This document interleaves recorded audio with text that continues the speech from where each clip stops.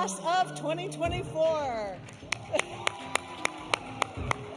So exciting. So I want to begin by acknowledging that our college is in Bennington, the ancestral and unceded territory of the Mohican and Abenaki. We honor the land and the people who have been its stewards through the generations. Tonight marks the beginning of the celebration of the 89th annual commencement of Bennington College. Congratulations, class of 2024. And we just so happen to have someone in this audience who graduated 17 years ago. And I just want to acknowledge Charlene Schwartz, 70 years ago.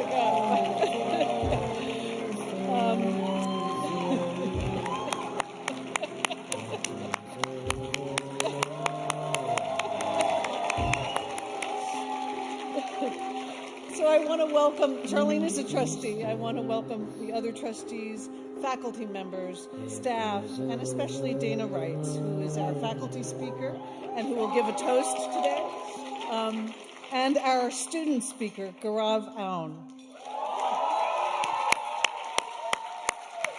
And we are thrilled that Sophia Sinclair, class of 2010, will be here tomorrow to address the class. She's on her way from Paris, but she is coming. So let's give it up to the musicians, Joseph Alpar and the Bennington Klezmer Ensemble. Whoa! And the brass ensemble directed by Chris Rose. Thank you so much. I am very pleased to announce that the Board of Trustees selected this year's recent graduate trustee. It is Sawyer Monk. Stand up! Stand up!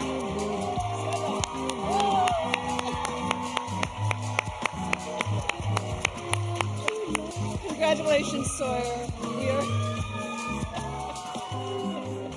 We are so looking forward to working with you on the board. And now, class of 2024, it's your turn to congratulate yourself, give yourself some love, and to congratulate each other. You have inspired, collaborated, and supported each other in countless moments. And I want to congratulate all the families and the friends on Zoom. I'm like, oh, there. Congratulations to you. And let's congratulate all those who have supported these wonderful students with love, with intellectual inspiration, with emotional support, with laughter, and lots of encouragement. Thank you so much.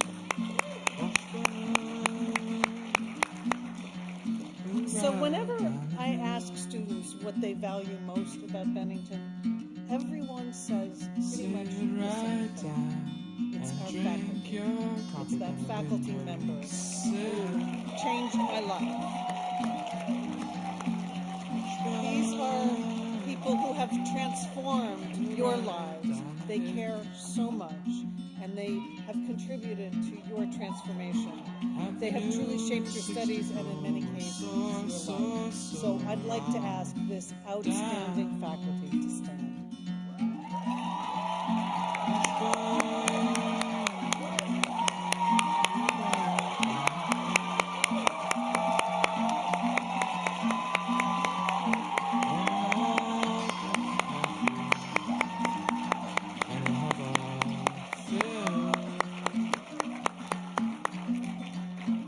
Thank you so much for our exceptional faculty.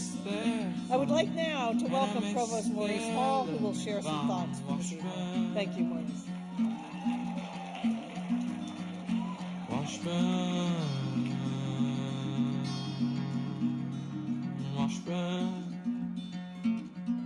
Class of 2024! Congratulations for making it this far. I'm going to tell you a story in a moment about when something at Bennington brought me to tears. It's not as sad as you think. But before I tell you that, I just want to share something with you briefly. There's a part of me that will not go away, and it's the old literature teacher in me.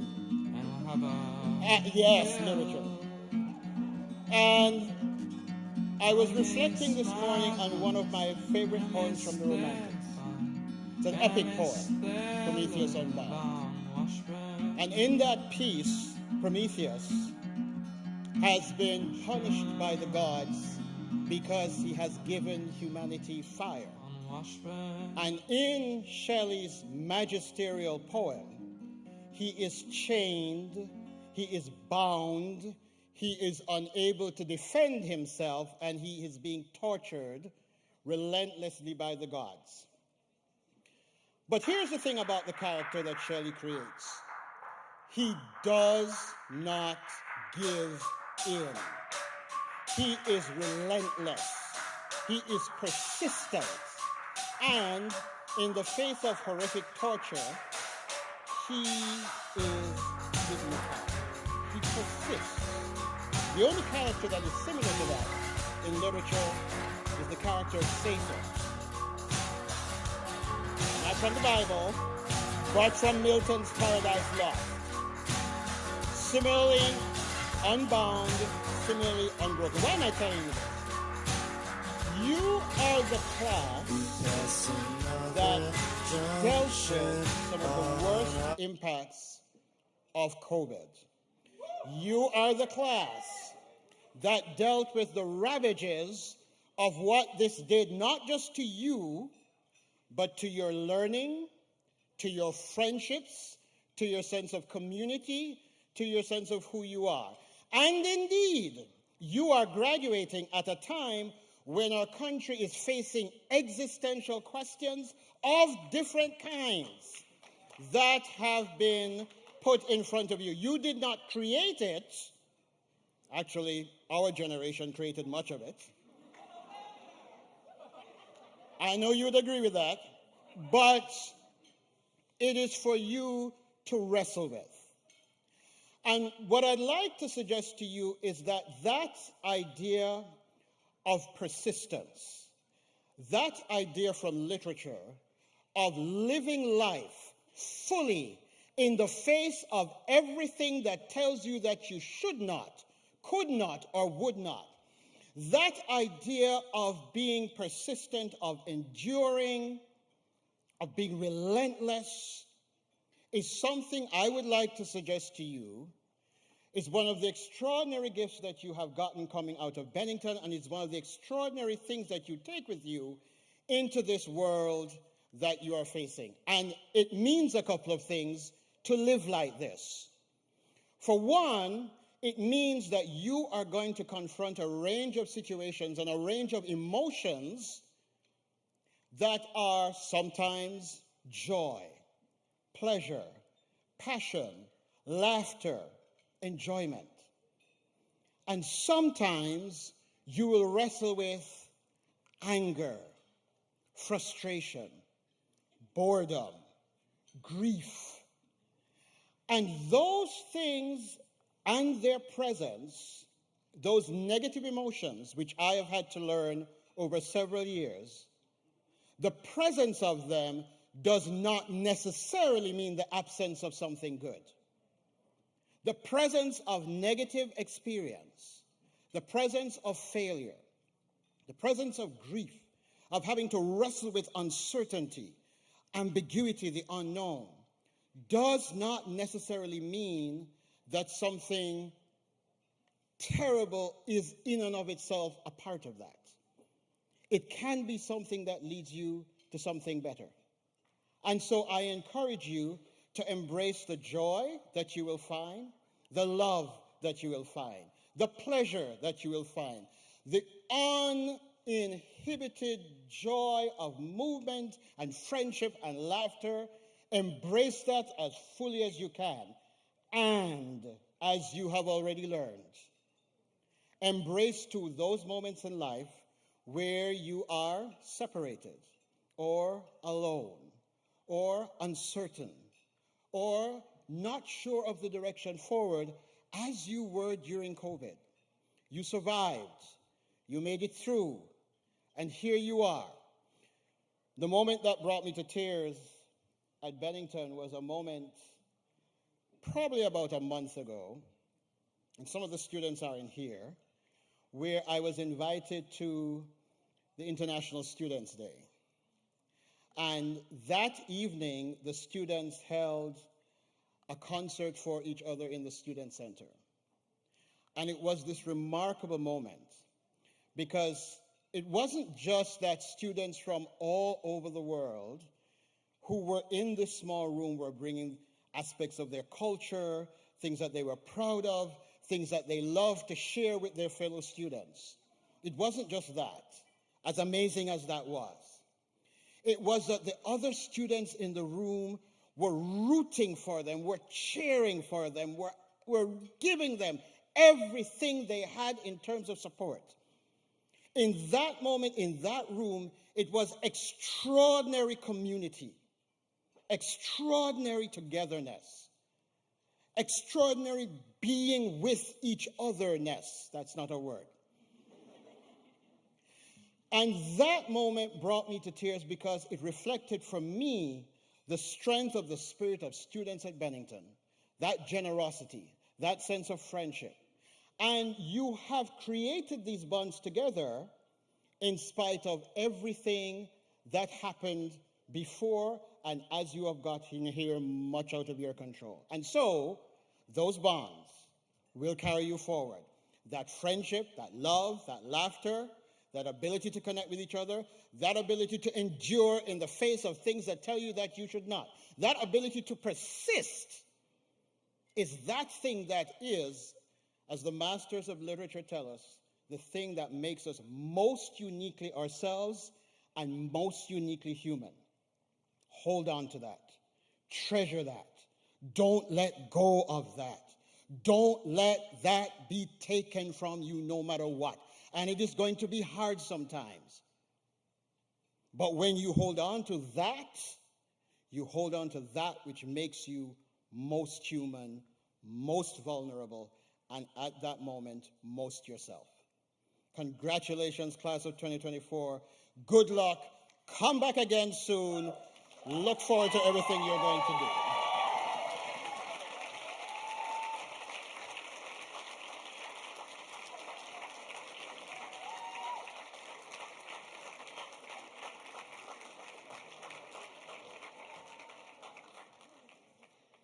Thank you so much, Maurice. This year's faculty speaker is dancer and choreographer Dana Reitz. She is joining us tonight to deliver a toast, and tomorrow she'll give her speech. So rather than share Dana's extensive experience, which you can read about on our website, I'd like to take this opportunity to share a few of the remarkable things that people have said about her.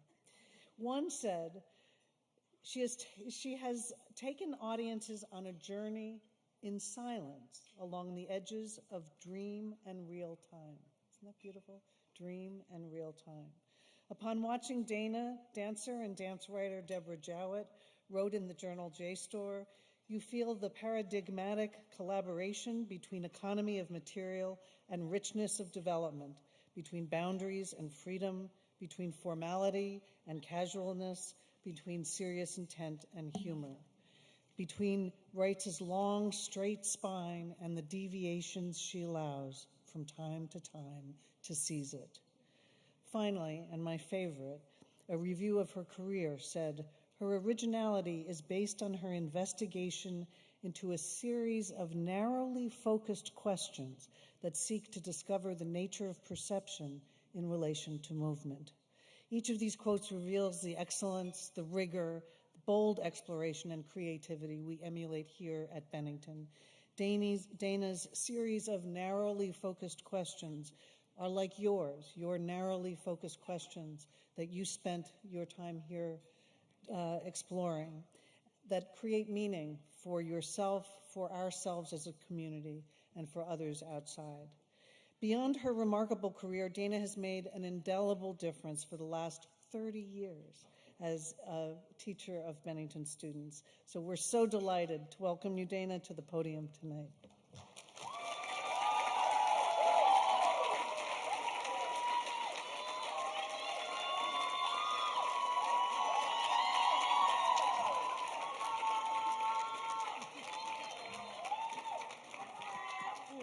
this a little farther away. Is that better? Okay. Hard acts to follow here. All right. Thank you, Laura. So, here we are at the end of May 2024 on a Friday night under a tent, pitched on the Commons lawn, a location you've gotten to know very well. One more event to go tomorrow, and then you're actually leaving this place.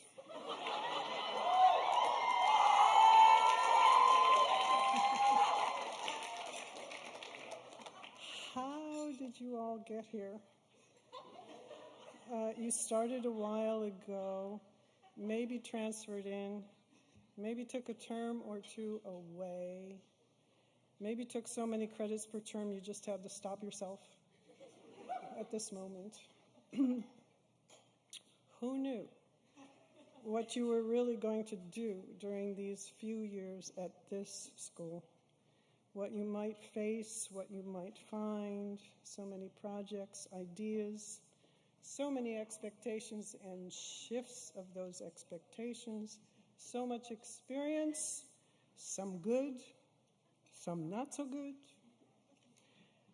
But through all of it, if you chose to, you learned from it. Yeah? So, you have just about completed this part of your life story, and now you get to go into more than a fieldwork term. You get to sprint into a larger, longer fieldwork of a lifetime. This may be a bit daunting, but this should be good, adventurous, fun, stimulating, daring, thought-provoking, puzzling, perplexing, annoying, inspiring, exciting, and sometimes calming. No matter what you go through, no matter what plans are rearranged, please take care of your feet.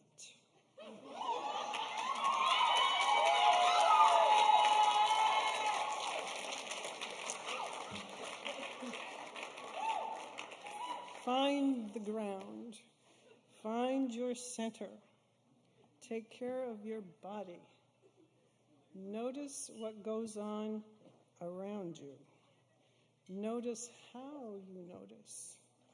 Find people who are good for you and be good for them. Remember those who care for you and care for them. Take care of your soul. Kindness matters. I know some of you well and others not so much, and wonder how that was possible in such a small place. I'm sorry I did not have a chance to know you any better. To those I have had a chance to know, I will remember you well. You have taught me. So, to you all, bon voyage, happy holidays, hug your friends. Be grateful to those who got you here and those who helped you find your way. So many congratulations all around. And oh, here's the glass. Lift a glass to the class of 24. Cheers.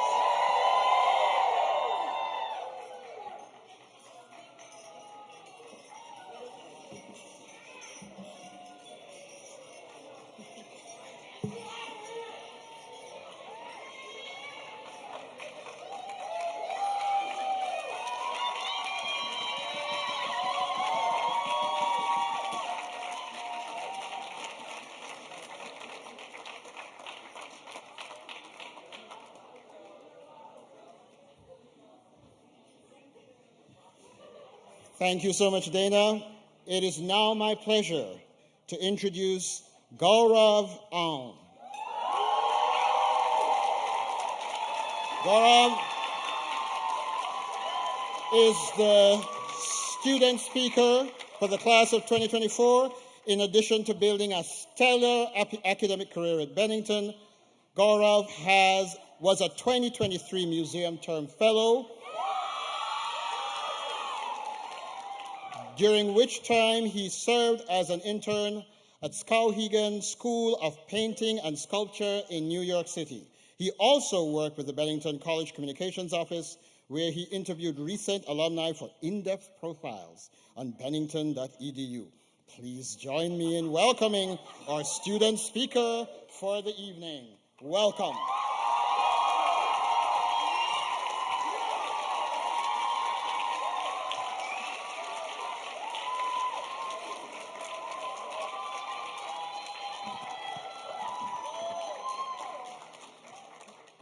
Good evening, everybody. Well, let's hope nobody saw that. Thank you, Maurice, for the wonderful introduction. Well, how do I say goodbye to what have been the best 4 years of my life? It's a question that's required of me much thinking, and I've genuinely struggled to come up with what I feel to be a creative answer. So in lieu of creativity, the best I can offer is honesty, which is to say that when I got into Bennington, I honestly did not know I had even applied.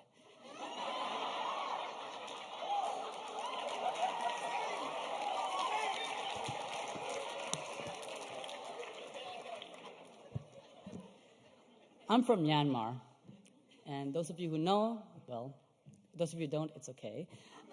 And the most vivid memories I have of my childhood were the nights I spent studying by candlelight, because electricity was so sporadic, and every time rainfall was heavier than usual, we'd know to stock up on potable water. I basically grew up poor in a tropical country that has not seen the light of day for decades. So a school as open as Bennington was never quite in my plans. When I was applying to colleges, I just wanted a degree in physics or math, get a job, and hopefully be given a chance to climb the ladder. My horizons only stretched that far. I could not conceptualize a good life as anything different. But, as fate would have it, Bennington ended up being the only place I got into with a sizable scholarship. So I committed. My first semester on campus, I continued doing math and physics, mostly out of inertia. Sure, I was miserable doing it. And every time I finished class, I would end up in a therapist's office where I would just spend half the session crying. But my thinking was still provincial. I had received a golden ticket out of my country, and it made me feel guilty that despite my fortune, I was still so miserable. The guilt, in turn, only made me more depressed. It was an unending cycle, and it was too heavy a weight for me to bear. And then, one day, I read Shakespeare. So here comes the fun part. I was next to the Dickinson Pond, which I'm sure you're all familiar with, and I pulled a chair all the way from one of the classrooms, leaving a trail of dead grass and a single dead flower in my wake, as you do. I sat down across the pond and started reading The Tempest for class. For some reason, I was hooked. As I was reading, I had this insane impulse to write. So I just took out a pencil and started scribbling on the margins. None of what I wrote made sense, but it didn't matter to me because for the first time in forever, I was having fun. Upon finishing The Tempest, I remember closing the book and thinking to myself, holy shit, is Shakespeare writing about colonialism? It did not even matter to me the content of what I just said, let alone the answer. What felt amazing was that in a mere 2 months at Bennington, I had accomplished what I couldn't in my past decade of schooling back home. I had asked a question. For the first time, I was actually thinking. After all, what is a liberal arts education if not an experiment in thinking? It wasn't long after that I muted my fears of stumbling back into poverty, of which there were many, and switched to literature. I was immediately happier for it. That's not to say that I didn't struggle, of course. I hadn't written a single essay before coming to Bennington, and now I was diving into the deep end. I had 300 to 400 pages of reading and a paper due every week. Thank you to my professors. Numbers that only seemed to grow. Mistaking Marguerite for my therapist.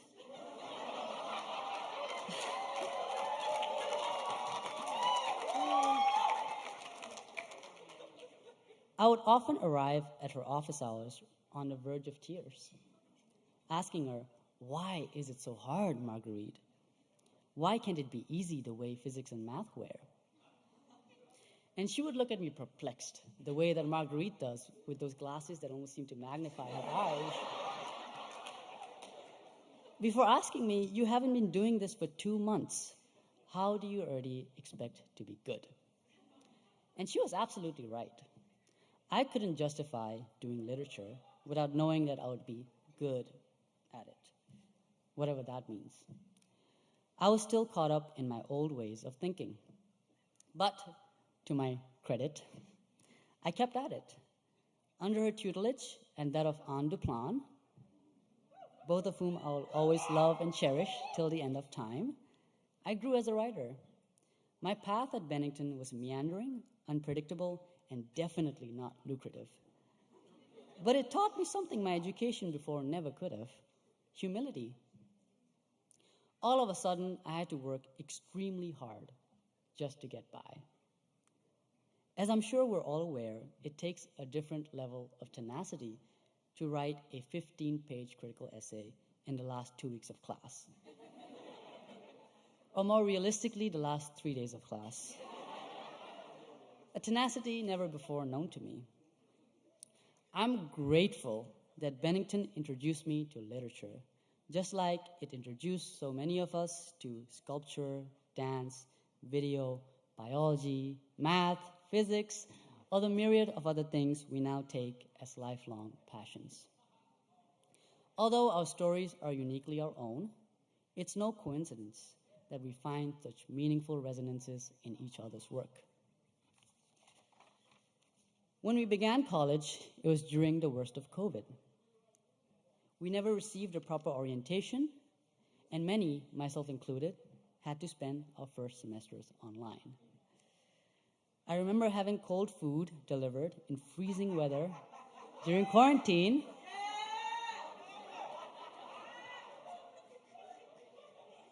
and the surprise I would be greeted with every time I took off my mask and people realized I did indeed have a mustache.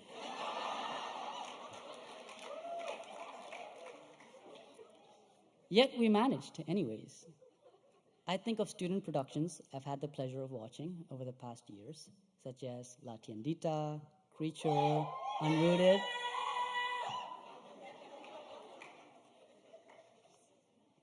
And I've always come away feeling honored to have such incredibly talented friends.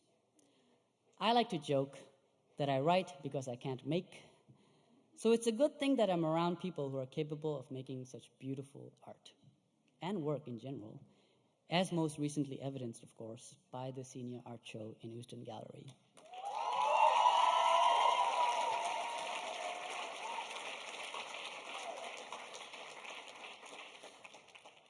I am honored to be receiving my degree alongside such a wonderful group of peers and friends. So many of you have caught me when I've stumbled, which has been many a time, and have shown me that there exists a world aside from my own, and that all I needed to do was to open my eyes and look a little. Finally, to family. I did not have much of a father growing up, but I was also never made to feel his absence. For that, I'd like to thank my mother.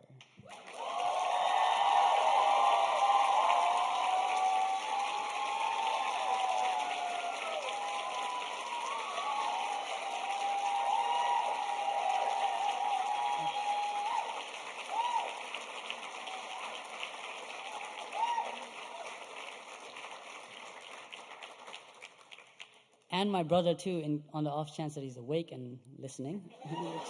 It's probably slim, the chances of that. You see, when I was asked to give this speech, people often ask me, like, what advice do you have for graduating seniors? And the truth is that I don't have any. There's nothing that I know that you don't already. The world is on fire. We're all kind of fucked. So all I can say is that thank you to my friends, thank you to my family, and most importantly, thank you to Shakespeare. Happy graduation, everybody.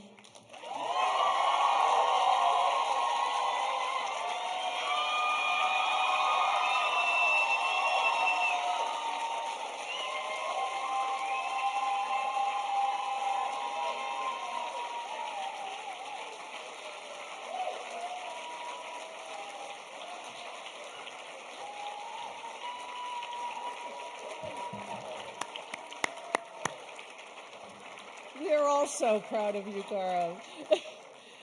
That was really, really beautiful. And you captured the essence of Bennington so well. A liberal arts education is an experiment in thinking. Thank you so much. And thank you to Maurice for sharing your words of inspiration. And Dana, thank you for the wonderful toast. We look forward to hearing more from you tomorrow.